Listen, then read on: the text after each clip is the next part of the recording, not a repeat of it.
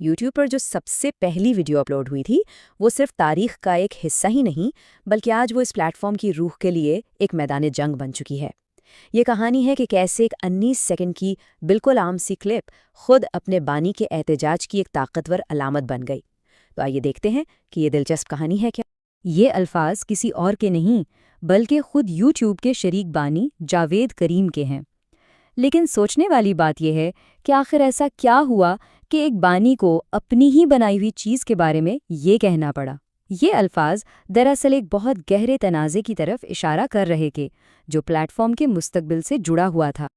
और यहीं से असल तनाज़ा शुरू होता है। एक बानी जो सबके सामने अपनी ही तख्लीक पर तनकीद कर रहा है, और वजह एक ऐसी तब्दीली जो बज़ाहिर बहुत छोटी लगती है, लेकिन ये सिर्फ एक फीचर की बात नहीं थी, ये उसूलों की जंग थी। तो हुआ ये कि नवंबर 2021 में यूट्यूब ने एक ऐसा फैसला किया जिसने एक तूफान खड़ा कर दिया। उन्होंने ऐलान किया कि अब से कोई भी ये नहीं देख सकेगा कि किसी वीडियो को कितने लोगों ने डिसलाइक किया है। यही वो चिंगारी थी जिसने इस पूरी आग को भड़काया। तो अब यहाँ दो बिल्कुल अलग अलग बातें सामने आती हैं। एक तरफ यूट्यूब का कहना था कि ये तब्दीली तख्लीककारों को ऑनलाइन हरासानी और डिसलाइक मॉब्स से बचाने के लिए ज़रूरी है, लेकिन दूसरी तरफ जावेद करीम का मानना था कि ये अवाम की दानिशमंदी पर एक हमला है। उनके ख्याल में डिसलाइक्स अवाम को ये फैसला करने में मदद करते हैं कि कौन सा मवाद देखने के लायक है और कौन सा नहीं। तो जावेद करीम ने अपने एहतजाज के लिए कौन सा प्लेटफॉर्म इस्तेमाल किया? उन्होंने तारीख का सहारा लिया। आइए वक्त में थोड़ा पीछे चलते हैं, यूट्यूब के बिल्कुल शुरू में, और देखते हैं कि ये सब कुछ आपस में कैसे जुड़ा हुआ है। जी हाँ, ये वही वीडियो है जिसके गिर्द ये सारी कहानी घूम रही है। Me at the zoo, YouTube की तारीख की सबसे पहली वीडियो, सिर्फ 19 सेकंड लंबी, लेकिन इसका असर इतना गहरा है कि आज भी महसूस किया जाता है। और इस वीडियो का स्क्रिप्ट, खैर स्क्रिप्ट तो था ही नहीं, बस यही चंद अल्फाज थे। कोई खास प्रोडक्शन, कोई तैयारी नहीं, बस एक नौजवान जो हाथियों के बारे में बात कर रहा है। और सच पूछें तो यही सादगी इसकी सबसे बड़ी ताकत थी। तो सवाल ये है कि ये मामूली सी क्लिप इतनी अहम क्यों है? वो इसलिए कि ये यूट्यूब के उस बुनियादी वादे की निशानी है कि कोई भी कहीं से भी अपनी कहानी दुनिया को सुना सकता है। इसके लिए प्रोफेशनल होने की ज़रूरत नहीं, बस हकीकी होने की ज़रूरत है। इसी सादगी ने आने वाले लाखों करोड़ों तख्लीककारों के लिए दरवाजे खोले। इस टाइमलाइन को देखें तो पूरी कहानी समझ में आती है। फरवरी 2005 में यूट्यूब की बुनियाद रखी गई, अप्रैल में ये पहली वीडियो अपलोड हुई, फिर 2006 में गूगल ने इसे खरीद लिया, और आखिर में 2021 में वो तब्दीली आई जिसने इसके बानी को बोलने पर मजबूर कर दिया। हर कदम ने यूट्यूब को आज की शक्ल दी है। अब कहानी में एक बहुत ही हैरानकुन मोड़ आता है। शायद बहुत से लोगों को ये नहीं मालूम होगा कि यूट्यूब का असल मकसद क्या था, और यकीन करें, ये वो बिल्कुल नहीं था जो आज हम देखते हैं। जी हाँ, बिल्कुल सही। यकीन करना मुश्किल है, लेकिन यूट्यूब का आगाज़ दरअसल एक वीडियो डेटिंग साइट के तौर पर हुआ था।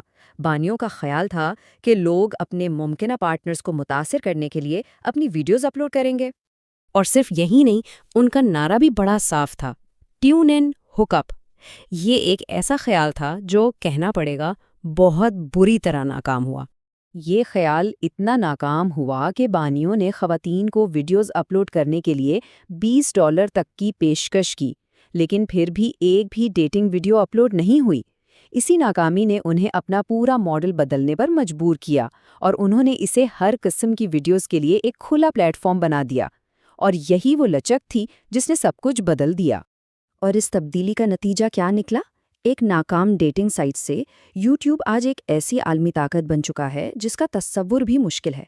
इसका पैमाना वाकई नाकाबिले यकीन है। ज़रा इसका साइज़ तो देखें। आज यूट्यूब के माहाना फ़ाल सारफीन की तादाद 2.7 अरब से भी ज़्यादा है।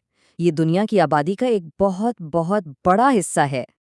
और ये सारफीन क्या करते हैं? रोज़ाना 1 अरब घंटे से ज़्यादा का मवाद देखते हैं। 1 अरब घंटे रोज़ाना! ये मसरूफियत की एक नाकाबिले यकीन सतह है। और माली तौर पर उसका अंदाज़ा इस बात से लगाएं कि सिर्फ 2024 में यूट्यूब ने इश्तिहारात से $46.2 बिलियन कमाए। تو ایک ناکام ڈیٹنگ سائٹ سے لے کر ایک عالمی میڈیا دیو بننے تک کا یہ پورا سفر، یہی وہ پس منظر ہے جس میں ایک چھوٹے سے بٹن پر اتنی بڑی لگائی ہو رہی ہے۔ یہ صرف ایک بٹن کی بات نہیں ہے، بلکہ یہ اس بارے میں ہے کہ اتنا بڑا پلیٹ فارم اپنی کمیونٹی اور اپنے اصل اصولوں کے ساتھ کیسا سلوک کرتا ہے۔ تو چلیں اسی پس منظر کے ساتھ واپس ڈس لائک کی بحث پر آتے ہیں۔ آخر یہ ڈس لائک بٹن ہوتا کس لیے ہے؟ اس کا مقصد کیا ہے؟ کیا یہ ہراسانی کا ایک آلہ ہے یا پھر یہ کمیونٹی کی رائے کا ایک اہم ذریعہ ہے؟ یہاں آ کر دو سوچیں بالکل الگ ہو جاتی ہیں۔ جاوید کریم کے لیے ڈس لائکس ایک ضروری فیڈ بیک ہیں جو اچھے مواد کو اوپر لانے میں مدد کرتے ہیں، لیکن یوٹیوب کارپوریشن کے لیے یہ ہراسانی کا ایک ذریعہ بن سکتے ہیں جسے تخلیق کاروں کے تحفظ کے لیے کنٹرول کرنا ضروری ہے۔ یہ ایک کلاسک بحث ہے، کھلاپن بمقابلہ کنٹرول۔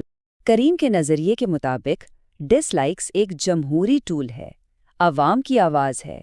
یہ صرف ناپسندیدگی کا اظہار نہیں ہے، بلکہ یہ ایک اجتماعی فیصلہ ہے جو سب کی مدد کرتا ہے کہ اچھا مواد کون سا ہے اور کون سا نہیں۔